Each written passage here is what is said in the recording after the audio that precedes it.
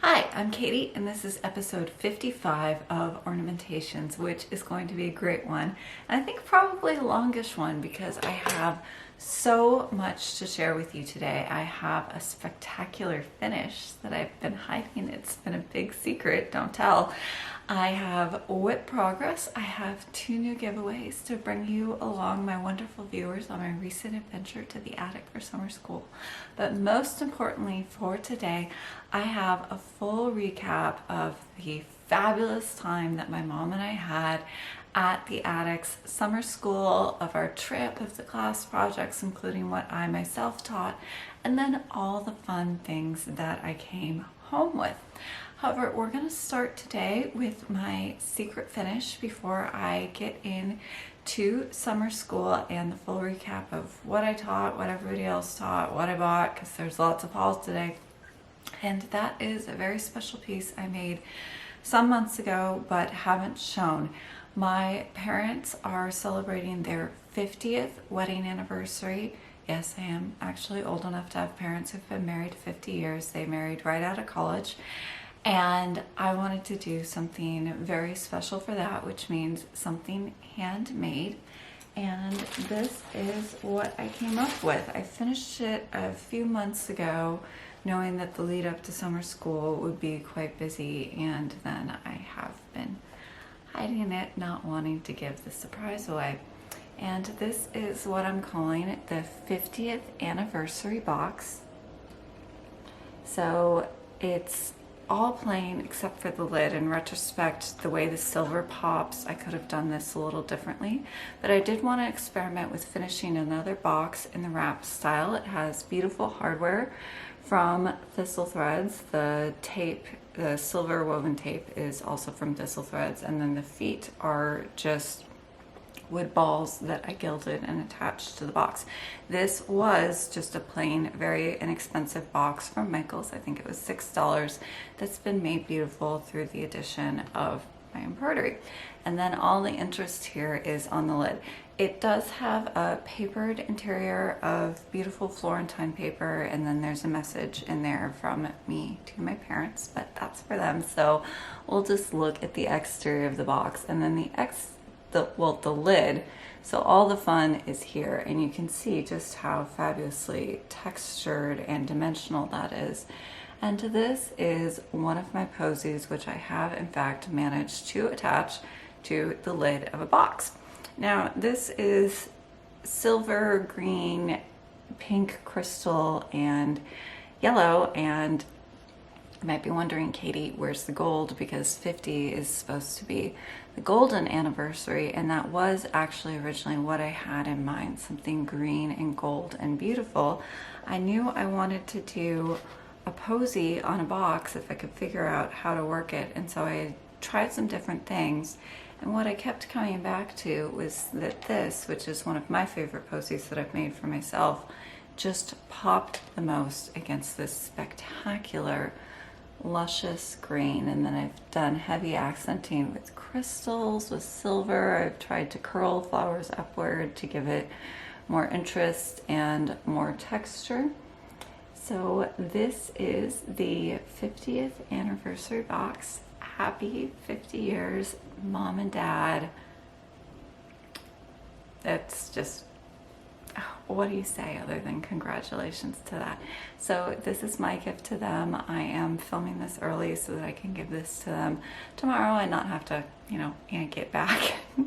Yeah, I gotta show that on my Flosstube. And as I mentioned, it was inspired by one of the posies that I made for myself. I wanted to see if I could actually manage to attach a posy to a box, which looks like it succeeded. Oh,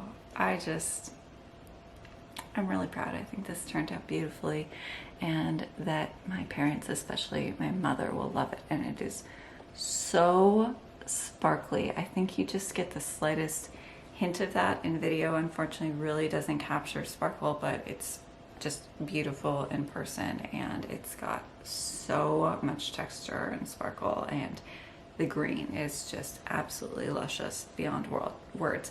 So that's the 50th anniversary box. It is quite delicate, so I'm gonna pause this and then we'll talk about summer school. On to summer school, although just momentary apology, I hope the sound on this video will be okay. Another renovation has started just 2 houses down, and even though I'm filming early on a weekend at lunchtime, there are jackhammers going, so I really hope you can't hear them, but if you can, I'm very sorry. But summer school, I don't even know where to start, truly. It was amazing. I'm not even going to try and give a full recap of the event, but I will start with what I taught, and then I'll show you the other teachers' projects, and then we'll get into haul, because I most definitely have lots and lots and lots of haul. But we'll start with my own class, which was called The Things They Kept. This is my kit. And then this is my piece. I've shown it with some other finishes in Adobe, just to kind of give an idea of how one might, oh, it's sideways. Just to give an idea of how one might display this if you're new to embellished wool applique. So this is Not Forgotten Farms Patriot Shield. I haven't shown this or shared the conversion previously. It'll be in the description for this episode. And then this is Plum Street Samplers Blue Skin, and then I'll link back to the conversion in the description for this episode as well. My piece is here in the center. It is embellished wool applique with, as you can see, tons and tons of sequins, although of course it's not necessary to use as many as I did. I went for the full effect, but it's not necessary to get quite as sparkle as I do. On a very beautiful piece of blue silk taffeta. I absolutely love this fabric. It just kind of changes color and throws off so much light when you look at it. It's a beautiful piece of fabric. And then there was this fabulous reproduction print for the backing that was suggested by Susan Stanley. All of that was included in the class kit, material, sequins, etc., etc. So this has very specific inspiration behind it. I wanted to create something that would accompany the story of a family heirloom. So this was inspired by the visual imagery of the Grand Army of the Republic, which was the Union Veterans, the foremost Union Veterans organization that formed after the American Civil War. So it was inspired by the medal and the cap badge that they wore as part of their uniform. And so the object, which I'm just going to insert photos of rather than handling, it's very old, I don't like to handle it more than strictly necessary, is the Civil War, that's the connection, soldier's sewing kit or huswife of my great great great grandfather Thomas Bellman Rae. He was an immigrant from England. He served for the Union from the state of Illinois in the 96th Illinois Volunteer Infantry, later transferring to the Engineers, which changed the course of his war and his life. And my talk was about the huswife and what I had found about my great-great-great grandfather's life, his war, and his life afterwards as a Union veteran, and how those things connected to the larger veteran experience in America, which for the Civil War at least was certainly more multi-layered and complex than I at least had been taught in school. So there was a great deal there. Trying to condense all of that down into a talk that wouldn't be too long was a big part of the work that I've been engaged in for the last couple of months, but I think it was a success. Everyone seemed to be very pleased. The subject is very close to my heart, so towards the end of the talk, I saw my mom just bawling in the back of the room. She was, unfortunately for me, in my direct line of sight, and then I started choking up. I thought the whole thing might just end with me sobbing and her sobbing, but thankfully I was able to make it to the end. And then this happy morning, as seen behind me, was also part of my class display. Big amateur move, I didn't get a very good photo of my class display, but I'll insert the one I took here. And that's because the huswife was passed to me by my great Aunt Annie, and she is the Helen Ann who was memorialized on this happy morning. So that was my way of bringing her with me, and I had some photographs I was going to show. Oh, here they are. So I've shown you before my mom on the family farm with Tony the pony. This is the previous generation. Sorry about the glare. That's my mother right there. This is Annie, my great aunt who gave me the huswife. This is her sister, my grandmother, not looking at the camera, most unhelpfully. And then right here in the very back, this will be quite difficult to see, unfortunately, is Sadie Bray. So that was the daughter-in-law of the owner of the huswife. She gave it to Annie, who gave it to me. And then these were the protagonists of my talk. Thomas Spellman Bray, seen here in old age, not long before he died, and his wife, Lucretia. She is the woman who I believe made the huswife, although I don't have conclusive proofs of that. So that was my talk about family history, about the larger context, because history is just a collection of human stories, right? So for every human story, you can connect it back to the larger threads of history. And that at least was what I tried to do. I hope I succeeded, but it's a pretty ambitious task to wrap your arms around that much history in one not that short presentation. So this is my piece. I hope you enjoyed seeing it. And then I'm going to pause this again, move things around, and we'll talk about the other teacher's pieces. I have got stuff everywhere. So as I'm not the only Flosstuber to recap summer school, I'll keep this relatively brief, but I did want to show you all the other wonderful projects that we got as part of summer school. It was such an honor to be included as part of such a talented faculty who were all incredibly welcoming, and just, it was amazing. I'm afraid I'm going to do a lot of babbling during this video. Please forgive me. But first up on Friday night, I went Saturday morning with Tanya of the Scarlet House, and her piece was a sampler, Mary Kay Nichols.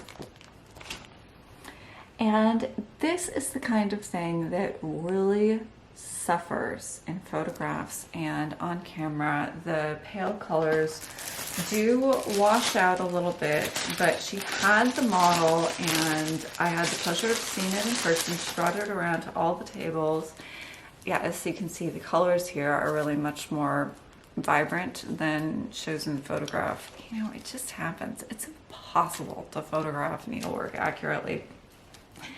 It was absolutely stunning. I wish I could reach to the screen and show you her sampler, because it was just a beautiful, beautiful piece. And Tanya also had the coup of the weekend, because included in her class kits was Lakeside Linen. There was an audible gasp when that was announced. So her kit was the sampler, Mary Kay Nichols, and then a little small Mary's Pinky in a little tart pan. So I sat with Brendan and Karen of Fox and Rabbit, and Karen pulled this right out and started right there, which I cannot blame her. Sorry about all the crinkling. I'm trying to keep everything together because, oh goodness, stuff all over. So that was Tanya. And then after her on Friday night was Vicky and Megan of Needlework Press, and they had a beautiful piece with a parrot. I love embroidered parrots. You see them a lot on 17th century needlework. I did do one myself for the Britomart casket. I think that was on the back frieze. It was definitely one of the friezes. It won't be the last parrot I stitch, because you can have so much fun with those guys and their feathers and the colors. So theirs was called Strive to Mend. That's the antique. That's their reproduction. As the colors on this one are a little more vibrant, I think it'll probably come across a little better on camera.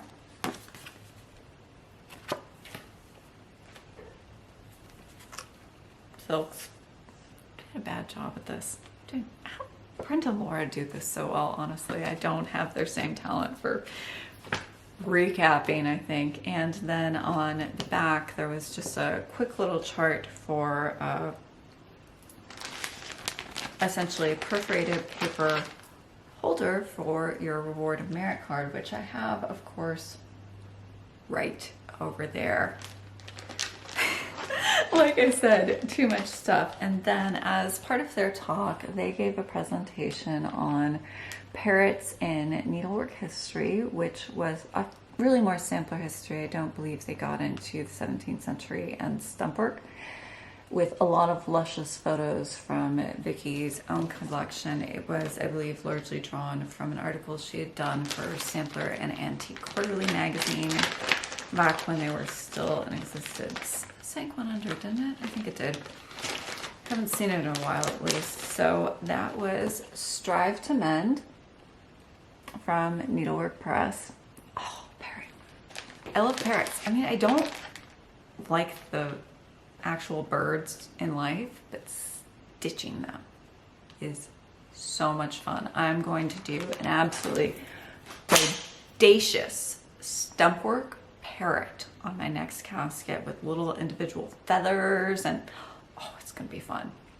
But their talk really got me thinking about the possibilities of parrots and needle lace and wild colors and how much fun I can have with that. Spoiler alert, all of the fun.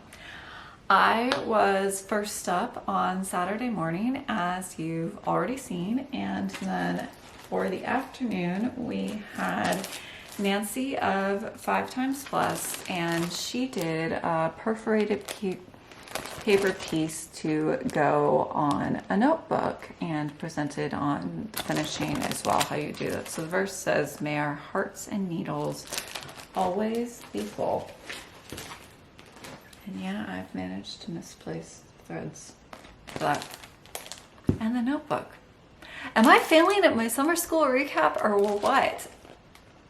I mean, it's really hard, at least for me, to describe what it was like to be there, just because it was just so much goodness and people, and in my event, overstimulation, that I came home afterwards and just had to be very, very still. Very quiet for, yeah, a few days afterwards. And then last on Sunday morning was Linda of Needle Made Designs, and she had a display of beautiful Scottish samplers from her collection, some of which she's in the process of charting, some of which have already been charted and released. And the sampler chart she gave us with her class project was Catherine Shearer. And then the actual project was a pin drum that she designed from that, Scottish Garden pin drum.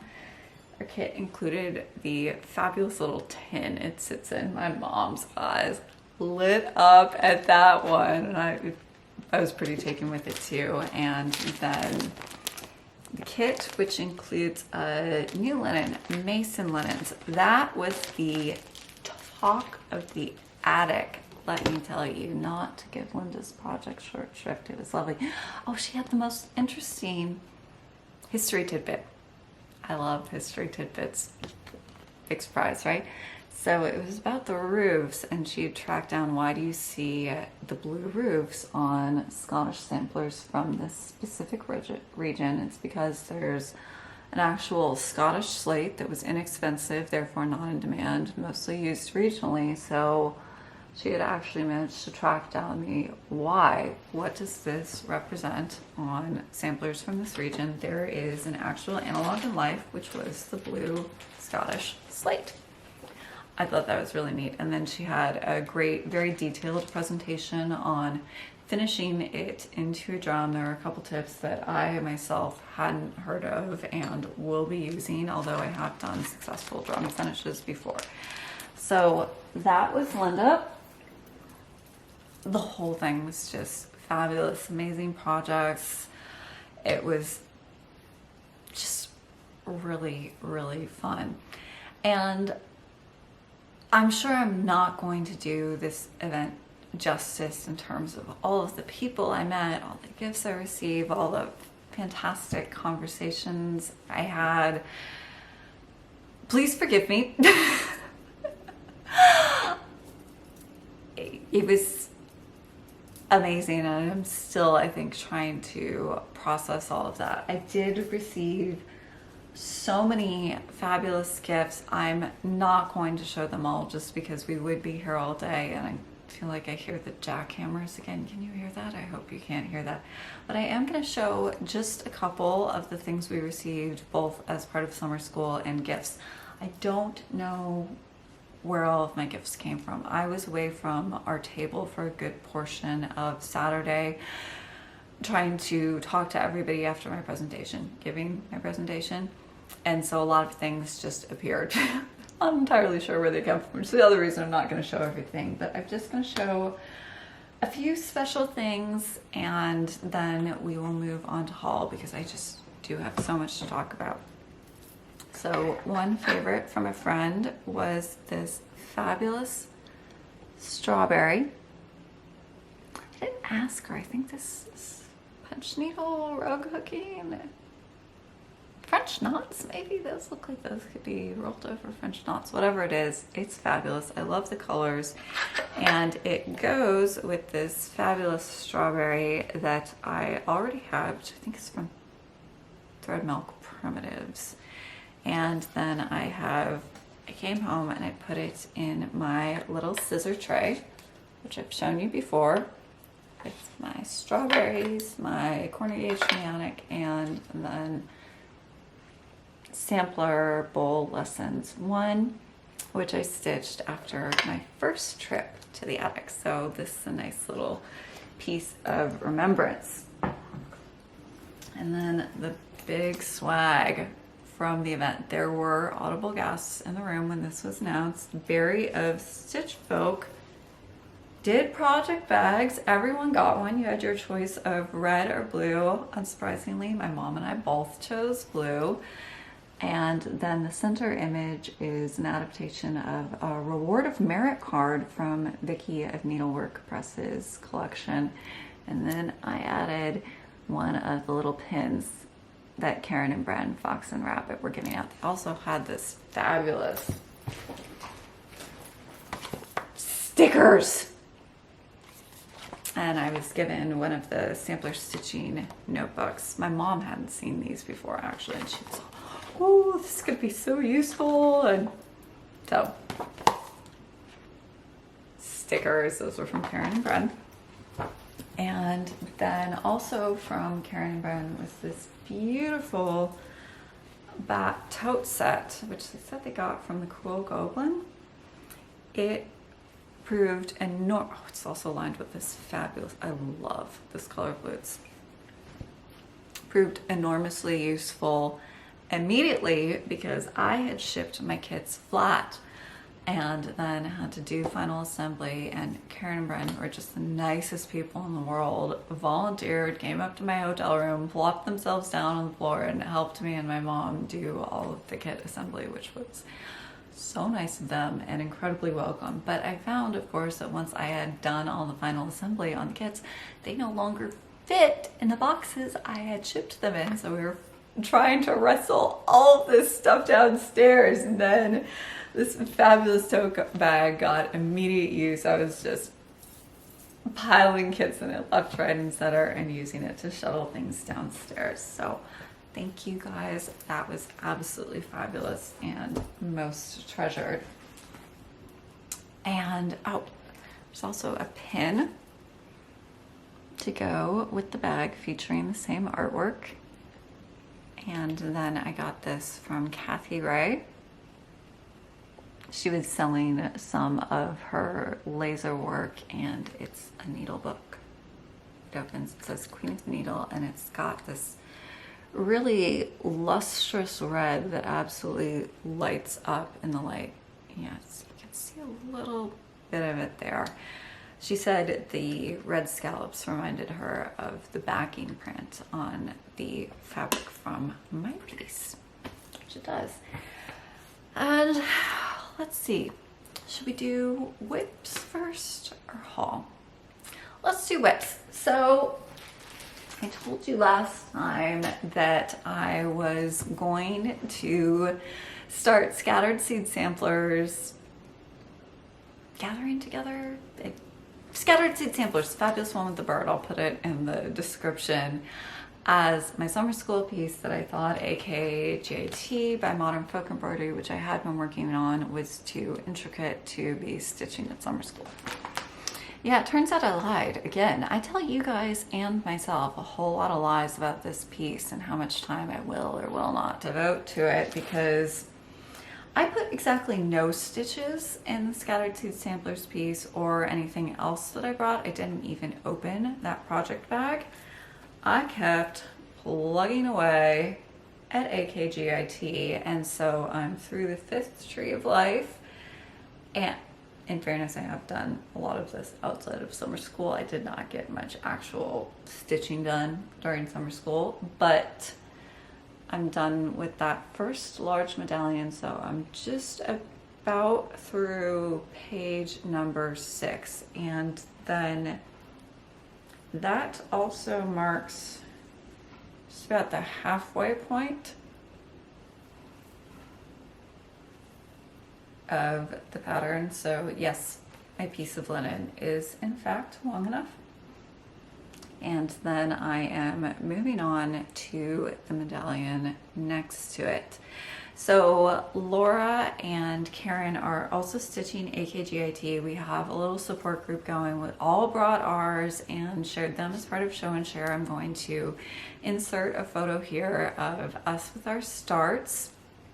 And in case you'd like to join us, I know a few people decided that we're going to stitch AKGIT after getting to see this fabulous, fabulous, amazing piece in person. Jean does have spool sets of the color I used, which is Swasserfine 2099, as well as the Sicilian Marsman in stock. So if you can't resist any longer, give the attic a call. I mean, how could you? This piece is amazing. I am obsessed, as evidenced by the number of times I say I'm gonna set this aside, slow down, stitch on something else, and apparently never happens. However, it's Sampler September for next episode, so I definitely am going to have a new start for the next episode. That is going to be Oh Sweet Humility, Liza Townsend's work by Cross Stitch Antiques, which is even more special now because I got to meet Kathleen of Cross Stitch Antiques at summer school. There were so many people there. It was just amazing getting to meet all of these fabulous people that I have watched on Flosstube or know of their designs, stitch their things. And like, so Kim Goldman, Kim the Contented Needleworker was there, Sherry Colorado Cross Stitcher, no, I'm forgetting a million others, but it was just wild. So much human interaction, because I'm normally a very quiet, stay-at-home kind of person, so that was a big change for me. I think it did reasonably well. Managed not to stare like a frightened rabbit at too many people, I think. But anyways, Oh Sweet Humility, that was where I was going. That's going to be my Sampler September pick. I even told Kathleen I was starting it for Sampler September, so I'm definitely starting it for Sampler September, and I will have a start, although who knows how large, to show you for my next episode. Haul. Lots and lots of haul.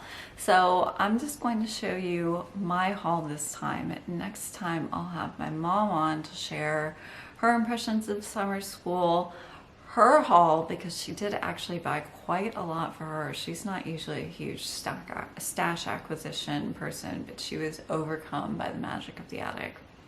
Unsurprisingly, it does tend to happen. And then she is going to have a new start as well. So she'll be on for the next episode. But what did I buy? First thing I got was one of the spool holders that the attic is selling. I believe they're made by Heartstring Samplery. So these were given out at Sampler September, but they're now selling them. I think their current ones are all spoken for, but you can get on the wait list. So they open from the top, and then you can put 10 spools in here. Close it up, and then there's a little magnet on the top to hold your needle as well, and then you can just pull your threads off as you need them. I've put the colors that I have picked for the scattered seed sampler piece that I did not start. As a reminder that I should start that at some point because I really do love it. So, spool holder. Then I did get some linen. I got Fox and Rabbit 46 count paper bark as a gift for a friend who could not be there. Spoiler alert, sorry. Had to share that. The linen tables got demolished very, very quickly. So thankfully we were there early and were more or less able to get our pick. But by the time summer school opened Friday night, it was like a swarm of locusts had been through the shop. Everybody wanted linen. And then I also got a Stitcher's quarter of 5363 Legacy waffle comb, one of my all-time favorite linens. I do have several other pieces of this, but never have too much if you really, really like something and you know you love stitching on it. And then the last linen thing I got, and this I honestly had thought I was going to successfully resist because I have so much linen, but no. There was a whole table of packages of linen from a new dyer called Mason Linen, and what was really interesting about these is that they're sold in packs of 4 in perfect color gradations. So Linda of Needle Made Designs used one of the linens from Mason for her class piece, and I had seen these. Some of the dark colors I thought were unusual and interesting, not like something I had in my stash. They're not super modeled, which is definitely my preference. And I was like, no, don't need more linen. And then I was talking to Barry of Stitch Folk, who had gotten several. She had them all stacked up in her arms so you could see the neat color gradations. And I was supposed to be talking to her, but I was just staring at her linen, and then scurried over to the table to nab the last of the color I liked the most, which was Sewing Bird, and then 40 count was what they had, so 40 count was what I nabbed. So the Mason linens were the absolute talk of summer school. The color gradation presentation is just absolute genius, because if you started on one shade and thought, no, that's not quite right, then you could just go back and pull out one of its friends. Big hit. So I did also get some silks, but I put them away first thing when I got home. Organizing my spools is one of my chief pleasures in life.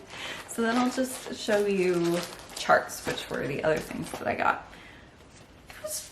Reasonably controlled, not that controlled, but you know, I don't usually shop that much. So I was at the attic for summer school and I had a whole lot of fun. First thing I got was Needlework Press, Sarah Stewart Hardman. Jean had her whip for this on display. If I can remember in editing, I will insert a photo. It's beautiful. Every time I see it, I am just in love with this all over again. I've been telling myself that I just got this to honor Jean, and I won't stitch it, but I think I probably will stitch it just because it brings Jean to mind, and it's such a beautiful piece. I would definitely stitch this on high count because her mini Sarah Stewart Hardman is just fabulous. And then this is the Deventer Duo by GGR and Needlework Press. I saw this and resisted it the last time I was at the attic because they're quite large, but those are just such beautiful flowers. You could just stitch one and make a pillow for a pin cushion or a needlebook, or I gave in. My mom was looking at this too, and she was like, "Get it, Katie." You know, mom always knows best, so I did what my mother said.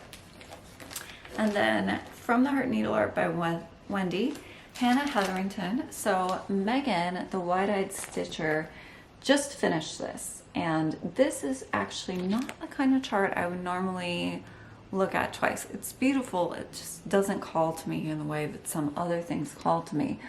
But her finish, I'll link it, her episode where she showed this, you should check it out. It's just beautiful. It made me think of this chart, and this is for you, Megan, because I now associate this with you, and I think I'd like to stitch one of those beautiful blue flowers as a remembrance of our fabulous time at the attic. If you're not watching her, Megan, the wide-eyed stitcher, is absolutely fabulous. Oh, and then in another case of this was on the wall, I was looking at for multiple days, I was resisting, I have so many things to stitch, and then just gave in. Scarlet House, Sarah Hopwood. Again, it's on the wall. House, dogs, trees, grass, flowers. I love flowers, so all the great elements. I would switch up the colors on this, definitely. That's a fun one. Oh, and again, totally not going to stitch this. Does anyone want to start taking bets about how many of these things I am totally not going to stitch that I end up starting? GGR, the Red Deer sampler. I love those flowers. They are so wacky. In this case, I definitely would not stitch the whole thing, but I could see myself doing one of the flowers, possibly on one of the darker linens here. I think that might be very, very striking.